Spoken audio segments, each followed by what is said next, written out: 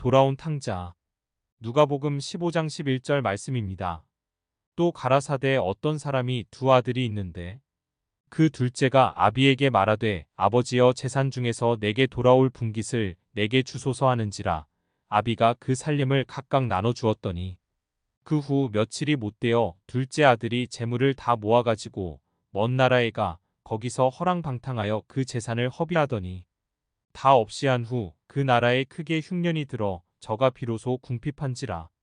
가서 그 나라 백성 중 하나에게 붙여 사니 그가 저를 들로 보내어 돼지를 치게 하였는데 저가 돼지 먹는 쥐염 열매로 배를 채우고자 하되 주는 자가 없는지라. 둘째 아들이 아버지를 떠나려고 하는 이유 중에 하나는 내 마음대로 살고 싶다는 생각 때문일 것입니다. 나이가 들고 머리가 컸기 때문에 아버지의 구속을 받기 싫다는 것입니다. 매일 하는 일이 지겹다는 생각을 했을 것입니다. 매일 드리는 예배만 드리는 것이 아니라 세상에서도 즐기고 살고 싶었던 마음이 들었습니다. 어른들처럼 술도 마시고 담배도 피우고 싶은 마음이었습니다. 아버지의 말씀을 들으면서 순종하고 사는 것이 축복이라는 사실을 몰랐습니다. 어디 먼 곳에 가서 자기 마음대로 자유롭게 살고 싶은 마음이었습니다. 그러나 그냥 가지 않고 재산 중에 자기의 몫을 달라고 합니다. 믿음 생활은 잘하지도 않으면서 사업의 축복과 건강은 달라고 기도할 때가 있습니다. 아버지가 모은 것을 당연하게 자기 몫처럼 생각하고 요구하여 아버지가 보이지 않는 먼 곳으로 떠나 살려고 가버립니다. 그러나 자기가 애써서 벌은 돈이 아닌 것은 금방 써버립니다. 노름을 해서 벌은 돈은 공돈처럼 되어서 집에 도움이 되지 않고 하나님께 죄를 짓는 데만 쓰이게 됩니다. 예수님을 믿는 사람이 하나님의 품에서 멀리 가게 되면 물이 없는 사막에 머무는 것처럼 삶이 황폐해지고 메말라 버리게 됩니다. 양이 목자를 떠나 멀리 도망가면 먹을 것이 없게 되고 이리와 늑대의 공격을 받게 되어서 비참하게 됩니다. 하나님과 교제가 끊어진 것이 죽은 것입니다. 하나님의 말씀을 듣지 못하고 기도의 줄이 끊어진 것이 아버지를 떠난 죽음의 삶입니다.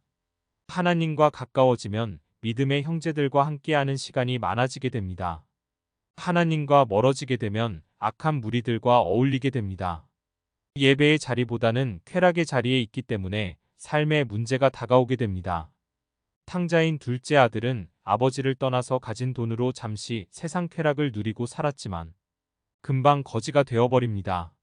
아담과 하와가 하나님께 범죄하고 난 뒤에 에덴 동산에서 쫓겨나므로 가난과 저주와 질병과 가시와 엉겅퀴가 가득한 인생을 살아가게 되었습니다. 그러므로 이 세상에 살고 있는 모든 사람은 한 사람도 빠짐없이 탕자입니다. 아버지의 집을 떠난 둘째 아들도 탕자이며 집에 남아있는 첫째 아들도 탕자입니다.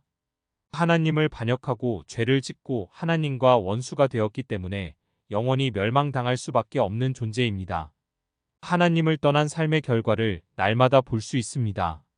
하루에 전 세계에서 굶어 죽는 사람의 숫자가 5만 명이라는 통계가 기아대책본부에서 발표를 하였습니다. 하루에도 엄청난 숫자가 이혼을 합니다. 우울증으로 인하여 자살하고 살인으로 죽는 사람이 엄청납니다. 모두가 하나님께 범죄하고 떠났기 때문에 생긴 결과입니다.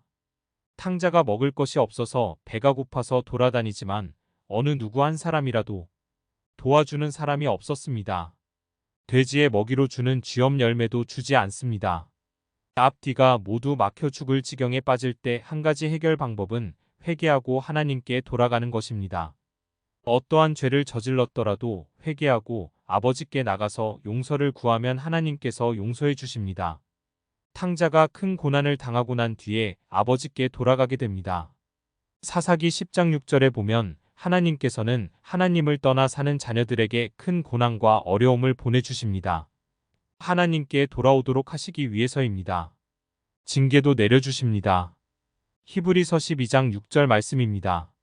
주께서 그 사랑하시는 자를 징계하시고 그의 받으시는 아들마다 채찍질하심이니라 하였으니 그러므로 고난이 큰 축복이라는 것입니다. 큰 고난을 겪을 때 하나님을 찾게 되기 때문입니다. 고난을 통해서 주님을 만날 수 있기 때문에 고난이 다가오면 감사해야 할 것입니다. 어제 뉴스 시간에 3억 원이라는 빚을 진 가장이 도저히 갚을 길이 없다고 생각하고 가족 모두 동반 자살을 하였다는 이야기를 들었습니다.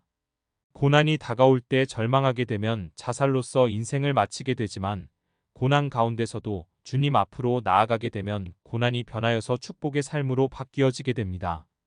엄청난 어려움과 무거운 짐이라도 예수님 앞에 가지고 나가게 되면 해결함을 받습니다. 아버지 집으로 돌아가는데 아버지가 멀리서 손을 벌리고 마중을 나오면서 기뻐합니다.